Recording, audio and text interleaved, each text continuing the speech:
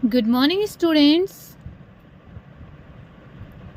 आज मैं आपको क्लास 9th का सेल टॉपिक स्टडी कराने वाली हूँ।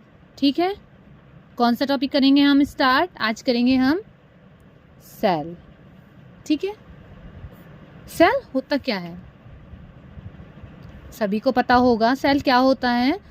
सेल एक वो चीज़ है जिससे एक पूरे ऑर्गन का निर्माण होता है। ठीक है, किसका निर्माण होता है? एक ऑर्गन का निर्माण होता है। एक ह्यूमन बॉडी का निर्माण होता है, या फिर एनिमल्स का, या फिर प्लांट का। किसी का भी जो एक बॉडी बनती है वो पूरे सेल से बनती है। ठीक है, क्लियर हो गया आपको? अब जिसमें सेल की स्टडी करते हैं उसको क्या बोलते हैं? कोई जानता है उसको क्या बोलते हैं? Study of cell. Study of cell. Cell की स्टडी को क्या बोलते हैं? सेल की स्टडी को बोलते हैं हम साइटोलॉजी। साइटोलॉजी जिसका मीन्स होता है, साइटो का मीन्स होता है सेल एंड लॉगी का मीन्स होता है स्टडी। लॉगी का मीन्स होता है स्टडी। ये जो सेल है, सेल जो लिविंग होते हैं, लिविंग के शरीर की सबसे छोटी इकाई होती है। लिविंग मीन्स सजीवों के शरीर की सबसे छोटी इकाई।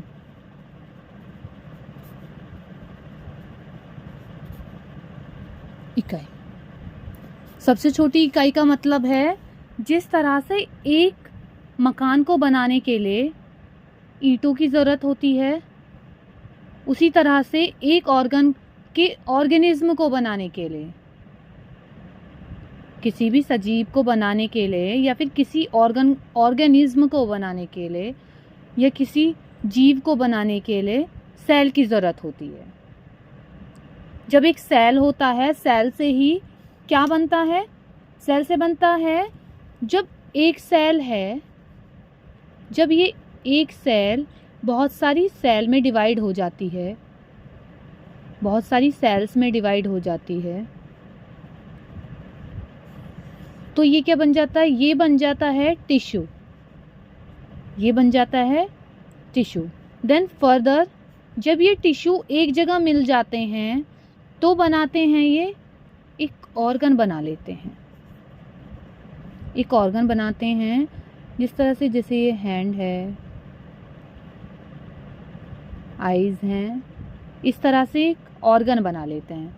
जब ये ऑर्गन बन जाते हैं, ऑर्गन बनने के बाद जब ये बहुत सारे ऑर्गन एक जगह मिल जाते हैं तो बनाते हैं ऑर्गन सिस्टम।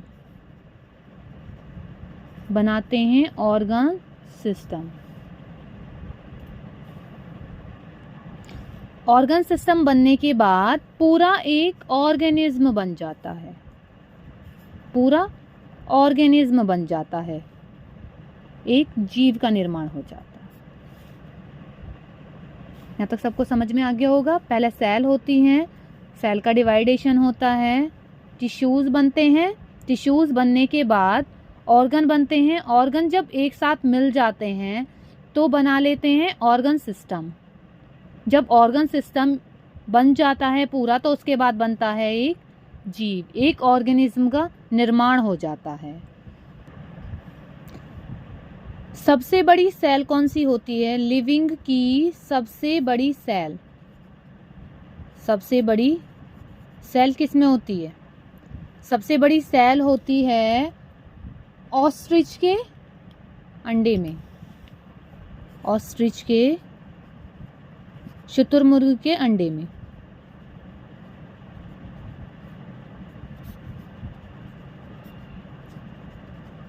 शुतुरमुर्ग के अंडे में जो ये अंडा होता है, वो अंडा जो होता है वो होता है 18 सेंटीमीटर का, 18 सेंटीमीटर का।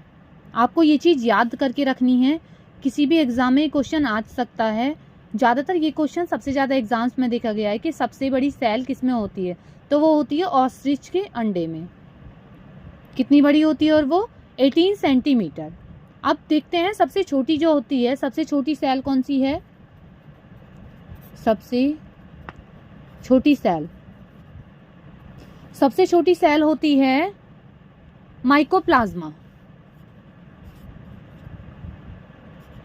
माइकोप्लाज्मा सबसे छोटी सेल होती है, जिसका मेजरमेंट 0.1 म्यू है। कितनी बड़ी होती है ये होती है ओनली 0.1 म्यू। ठीक है, देखते हैं आगे। अब मानव की देखते हैं,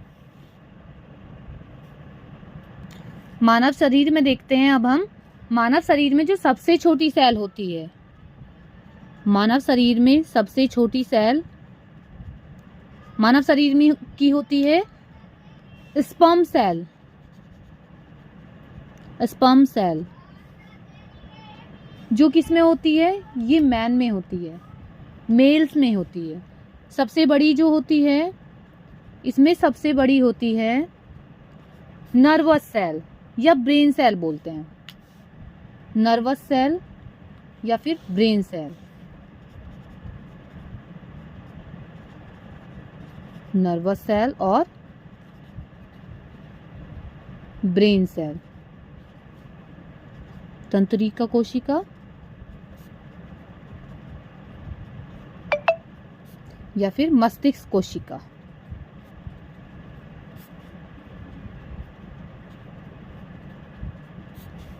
आगे पढ़ते हैं हम। ये जो सेल्स होती हैं कितने प्रकार की होती हैं उनके बारे में हम समझते हैं आगे। सेल्स के 2 टाइप्स हैं। सबसे पहले हम पढ़ेंगे उनमें प्रोकैरियोटिक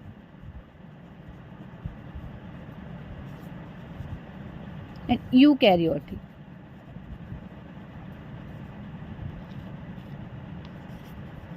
यूकैरियोटिक सेल, दोनों के पार्टीशंस कर लेते हैं। अब हम पढ़ते हैं दोनों में डिफरेंस क्या क्या है। नंबर 1, जो प्रोकैरियोटिक्स होती हैं इनमें सबसे कम कोशिकांग होते हैं। जो कोशिकांग होते हैं बहुत कम कोशिकांग होते हैं, सेल ऑर्गन जो होते हैं। बट जो यूकैरियोटिक सेल्स होती हैं, यूकैरियोटिक सेल्स में जो होते हैं कोशिकांग, सारे कोशिकांग होते हैं, सभी कोशिकांग होते हैं इनमें, जैसे माइटोकॉन्ड्रिया, गोल्गी है, ये सब चीजें सारे होते हैं।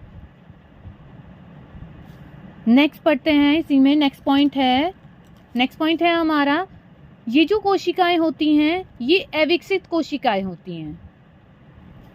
मतलब इनका विकास ज़्यादा लंबा नहीं हो पाता है, ये अविकसित होती हैं, अविकसित कोशिकाएं हैं। लेकिन जो यूकैरियोटिक कोशिकाएं होती हैं ये विकसित होती हैं,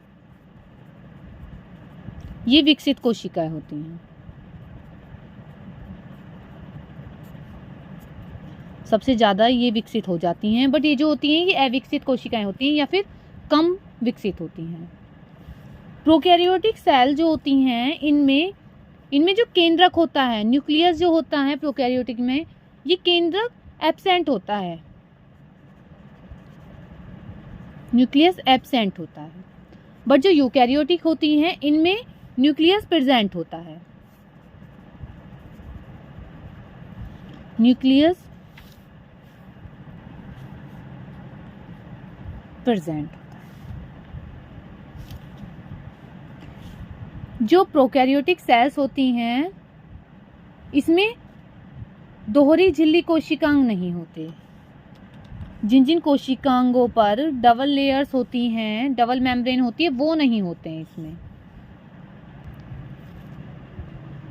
दोहरी झिल्ली कोशिकांग प्रोकैरियोट्स में नहीं होते, यूकैरियोट्स में दोहरी झिल्ली कोशिकांग होते हैं। जैसे कि ये है माइटोकॉन्ड्रिया है, तो ये प्रेजेंट होती है इसमें।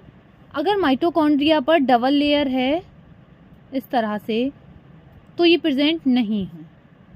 बट जो ये यूकैरियोट्स हैं इसमें डबल लेयर वाले प्रेजेंट होते हैं। नेक्स्ट पॉइंट है जो डबल झिल्ली वाले हैं वो मैं आपको बताती हूँ, लिखिए कौन कौन से हैं। माइटोकॉन्ड्रिया,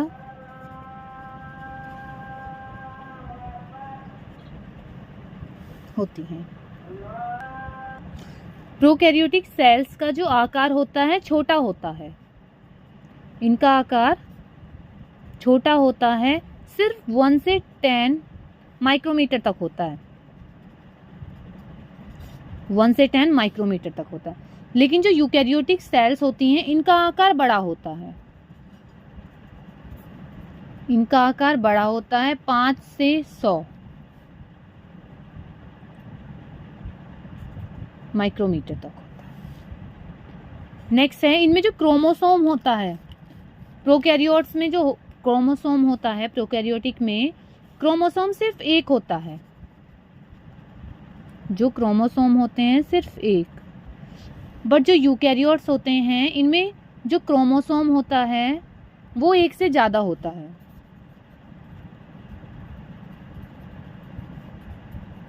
एक से ज़्यादा क्रोमोसोम होते हैं इसमें। जो यूकैरियोट्स हैं इनमें जो क्रोमोसोम होता है वो एक से ज़्यादा क्रोमोसोम होते हैं यूकैरियोट्स में। अब देखते हैं आगे। आगे हमारा पॉइंट है, प्रोकैरियोट्स में जो राइबोसोम होते हैं, राइबोसोम कितने कौन से होते हैं? इसमें जो राइबोसोम होते हैं वो 70S टाइप के होते हैं, 70S टाइप के राइबोसोम्स होते हैं। बट जो यूकैरियोट्स हैं इसमें जो राइबोसोम होते हैं इनमें दोनों टाइप्स के होते हैं, मीन्स 70S टाइप के भी और 80S टाइप के भी, 80S टाइप्स के भी, दोनों टाइप्स के राइबोसोम होते हैं। अब हमें इतना पता चल चुका है कि जो राइबोसोम होते हैं प्रोकैरियोट्स में 70S के होते हैं, यूकैरियोट्स में 80S एंड 70S दोनों टाइप के होते हैं। क्रोमोसोम एक टाइप का होता है, प्रोकैरियोट्स में एक ही होता है। जो यूकैरियोट्स हैं इसमें क्रोमोसोम एक से ज़्यादा होते हैं। जो प्रोकैरियोट्स हैं उनका जो आकार होता है, शेप होती है, वो 1 से 10 माइक्रोमीटर की होती है। जो इसका साइज होता है यूकैरियोट्स का वो 5 से 100 म्यूमीटर का होता है, माइक्रोमीटर का होता है। इतना क्लियर हो चुका है हमारा। आगे पढ़ते हैं हम। प्रोकैरियोट्स में जो प्रोकैरियोट सेल रहती हैं ये बैक्टीरियाज में नीलहरित शैवाल में प्रेजेंट होते हैं। बैक्टीरियाज में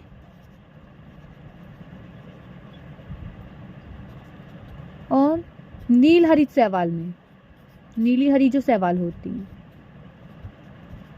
इनमें प्रेजेंट होता है।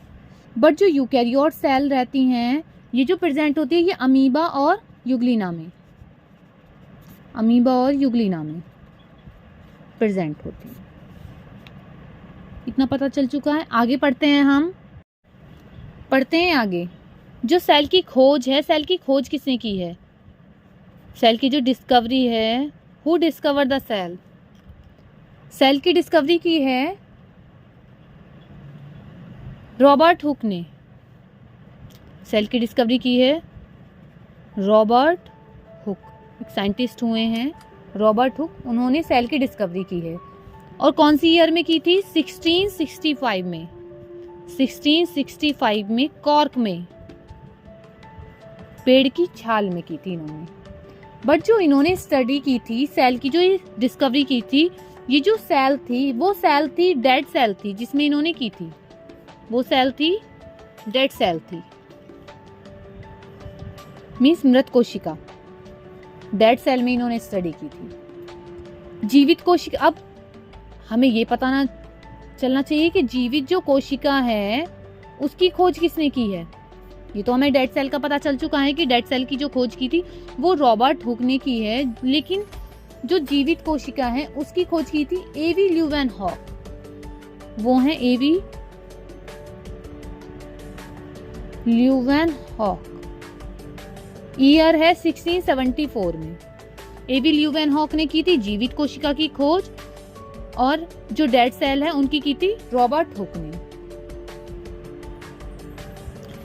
रॉबर्ट हुक ने सेल के जो छोटे छोटे कंपार्टमेंट्स मिले थे, ये जो कंपार्टमेंट्स मिले थे उनको, इस टाइप के कंपार्टमेंट्स थे, उसको हनी कॉम्ब लाइक स्ट्रक्चर बोला था। इनको बोला था हनी कॉम्ब लाइक स्ट्रक्चर। इस टाइप की स्ट्रक्चर थी जो कि उनको एक मधुमक्खी के छत्ते के जैसी दिख रही थी। इसको बोला था उन्होंने हनी कॉम्ब लाइक स्ट्रक्चर।